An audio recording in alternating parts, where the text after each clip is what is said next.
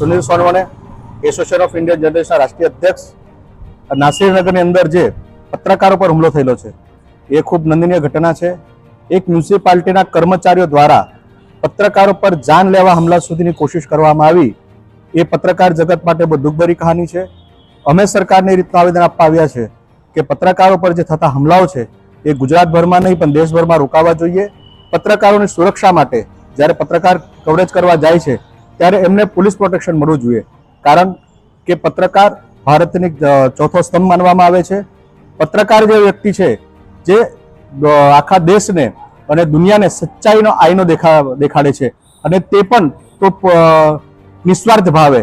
બધી જ સંસ્થાઓમાં એને વેતન આપવામાં આવતું હોય છે પણ પત્રકાર કોઈ પણ જાતનું વેતન લેતો નથી અને સમાજને જાગૃત કરવાનું કામ કરતો હોય છે।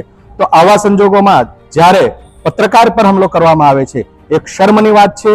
જે અધિકારીઓ છે જે દેશની સેવા કરવા માટે બેઠા છે, જે સુરક્ષાનું કવચ લઈને બેઠા છે, એવા લોકોએ પત્રકારોને સહકાર આપવો જોઈએ, એ લોકોની સુરક્ષા કરવી જોઈએ અને જો સુરક્ષા ન થતી હોય તો એમને પોતાના પદથી રાજીનામું આપી દેવું જોઈએ। પણ પત્રકારની સુરક્ષા કરવો એ સરકારનો જન્મસિદ્ધ અધિકાર હોવો જોઈએ અને પત્રકારને સુરક્ષા મળવી જોઈએ। અને જો હવે પત્રકારોને સુરક્ષા ન મળશે તો આ આંદોલન ગુજરાતમાં નહીં પણ દેશભરમાં અમે લડીશું અને પત્રકારોને ન્યાય અપાવીશું અને એમને માટે સુરક્ષા કવચ લાવીશું। એ અમારા સંસ્થાનો જન્મસિદ્ધ અધિકાર છે। એના માટે એસોસિએશન ઓફ ઇન્ડિયન જર્નલિસ્ટના બધા જ પત્રકાર શપથ લઈને આ ગુજને આગળ વધારવાના છે। હું છું પ્રિયા પટેલ, ગુજરાત પ્રદેશ અધ્યક્ષ અને એઆઈજી માંથી હું આવું છું અને સંખ્યા પ્રમાણે 100 ઘર તૂટ્યા છે। તો એ લોકોને ન્યાય અપાવવા માટે અમારા પત્રકારના જે ભાઈઓ અને બહેનો ત્યાં ગયા હતા અને એ લોકો ઉપર જે ખોટી રીતે એ લોકોને મારપીટ કરવામાં આવી છે અને એ લોકો પર ખોટા કટુ વચન બોલીને એ લોકોને તિરસ્કારવામાં આવ્યા છે, એ બદલ અમે કલેક્ટરશ્રીને અમે આવેદન આપ્યું છે અમારા સંગઠનના બધા જ ભાઈઓ અને મિત્રોએ।